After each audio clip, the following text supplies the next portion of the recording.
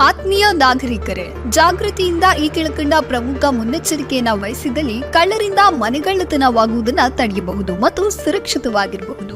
ಮನೆಯ ಬಾಗಿಲಿಗೆ ಹೊರಕಾಣುವಂತೆ ಬೀಗ ಹಾಕುವ ಬದಲು ಒಳಲಾಕ್ ಆಗುವ ವ್ಯವಸ್ಥೆಯನ್ನ ಅಳವಡಿಸಿಕೊಳ್ಳುವುದು. ಮನೆಯಿಂದ ಕುಟುಂಬ ಸಮೇತ ಹೆಚ್ಚು ದಿನಗಳ ಕಾಲ ಹೊರಗೆ ಹೋಗುವಂತಿದ್ರೆ ಮುಂಚಿತವಾಗಿ ದಿನಪತ್ರಿಕೆ ಹಾಕುವ ವ್ಯಕ್ತಿಗೆ ಮನೆಗೆ ದಿನಪತ್ರಿಕೆ ಹಾಕದಂತೆ ಮಾಹಿತಿಯನ್ನ ನೀಡಿ.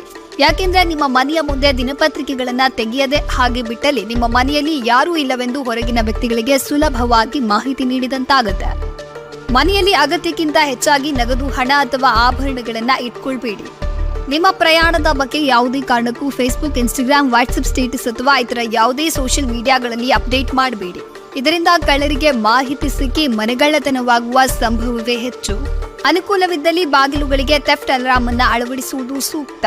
ಅನುಕೂಲವಿದ್ದಲ್ಲಿ ಮನೆಗೆ ಸಿಸಿ ಕ್ಯಾಮೆರಾವನ್ನು ಅಳವಡಿಸಿ ತಾಂತ್ರಿಕ ಉಪಯೋಗದಿಂದ ನೀವು ಎಲ್ಲಿ ಇರುತ್ತೀರೋ ಅಲ್ಲಿ